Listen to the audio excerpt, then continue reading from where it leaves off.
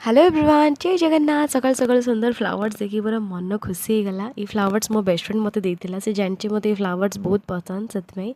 तापर ब्रेकफास्ट करते छोटे छोटे गुलाब जामुन मुझे गुलाब जामुन कहे कि रियल ना कौन मुझे जानी तो गरमा गरम पराठा जेहेतु घरे भजा भी सब कौन कौन माँ करते कि सब जिन स्किप करा पड़ा ये मिठा जेहेतु अच्छी तो आज तो टेस्ट अलग थाए रुटी चकुली जो थे भी खातु निहाती टेस्ट लगे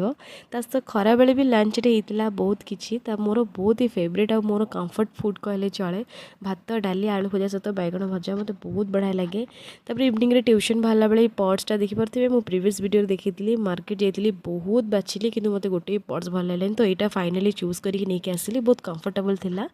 ट्यूशन आसला बावर्ची गोटे सूप ऑर्डर करी जेहेतु मत थंडा जोर से ही तो सूप टी पीले भल लगे बोली किंतु टेस्ट भल थिला किंतु बहुत ऑयली थिला।